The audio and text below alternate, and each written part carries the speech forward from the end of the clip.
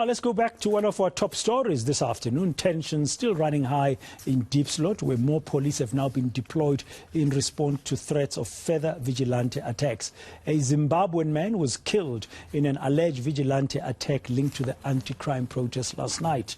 Police Minister Begicele and the Police Commissioner Fani Masimula returned to the area today after promising to bolster police services yesterday.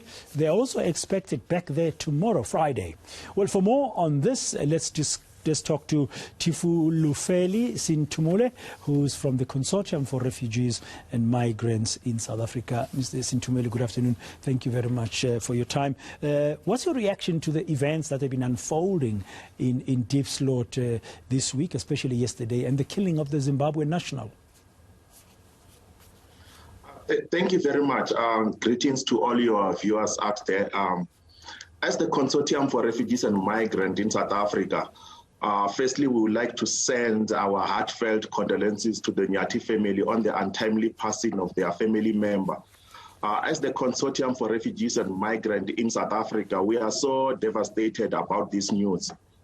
We are urging the community of Diepsloot Township and other surrounding areas and township not to take the law into their own hands, but to respect the rule of law and to work with the law enforcement agency in uprooting any criminal activities in their area. Yeah.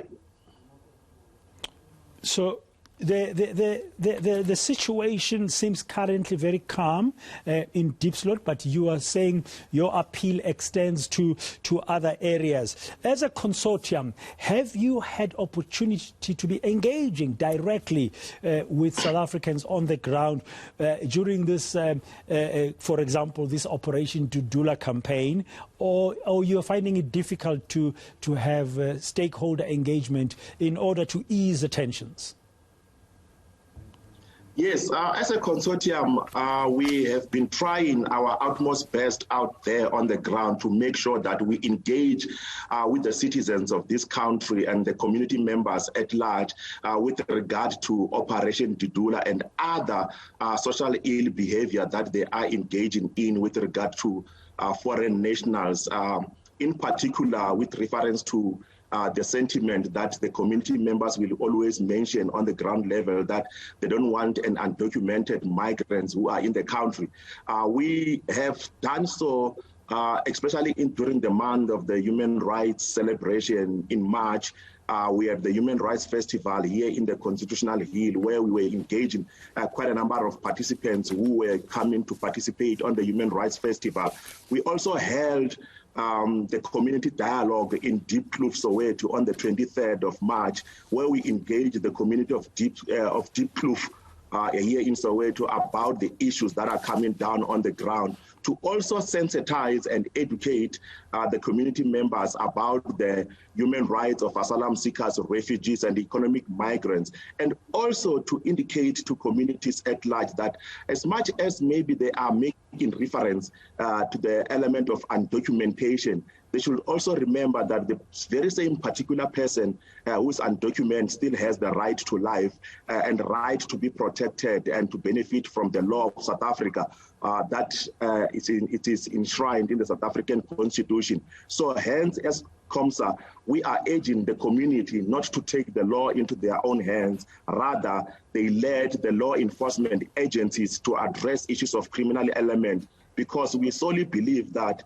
crime should not be addressed based on the attachments of nationality aspect, as that cause divisions and misinterpretation on what needs to be addressed between crime and nationality and the service delivery and other issues of corruption and xenophobia therein that are involved in these issues.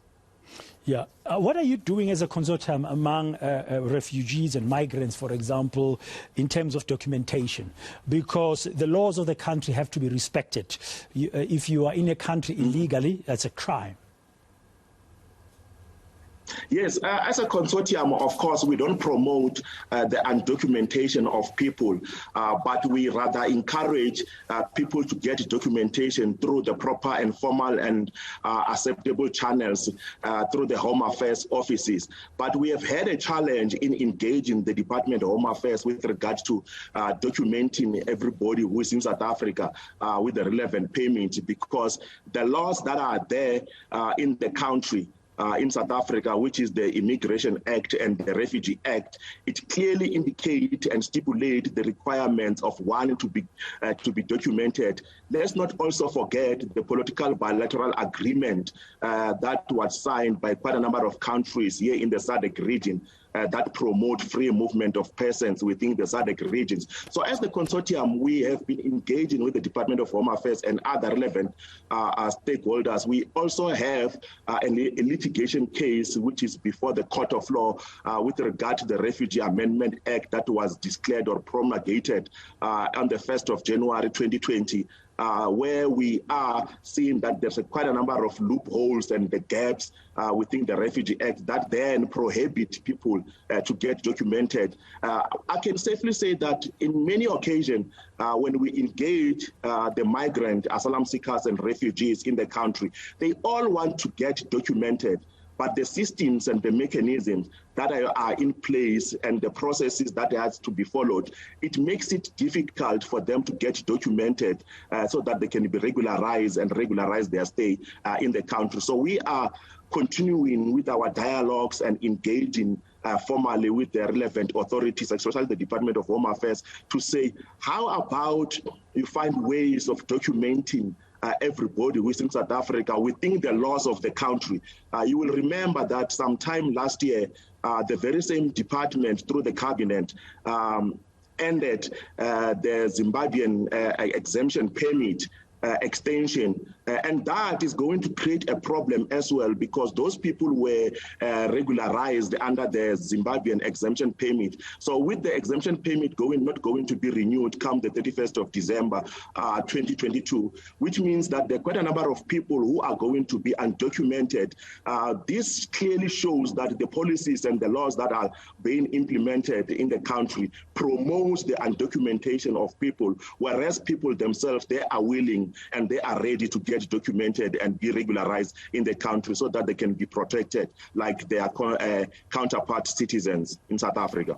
Yeah, finally, Mr. Sinthimule, I understand the Minister of Home Affairs, Dr. Aaron Motsoaledi, will be joining the Minister of Police, Bheki tomorrow in visiting Diepsloot again, engaging with the community leaders there about the issues, because the issue of documentation, as you correctly said earlier, is up to Home Affairs. What would you like to hear in that instance, just in this one instance of Diepsloot? What would you as a consortium like to hear from Home Affairs Minister Dr. Motsoaledi tomorrow saying? There are two things from two ministers that we will want to hear from Dr. Aaron Motsoaledi as the Minister of Home Affairs. We will want to hear what are the plans from the Department of Home Affairs going to implement in making sure that people are regularized and documented in the country so that they can be able to be protected by law.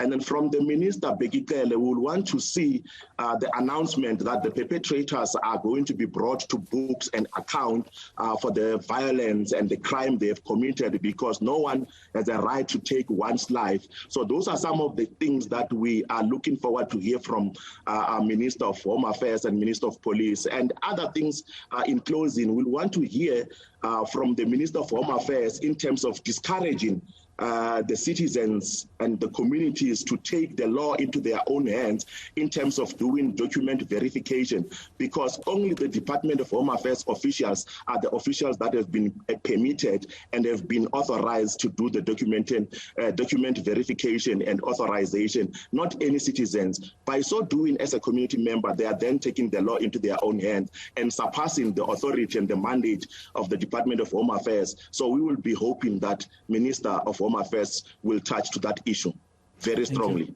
Thank you very much, Mr. Thifulufheli Sinthimule from the Consortium for Refugees and Migrants in South Africa.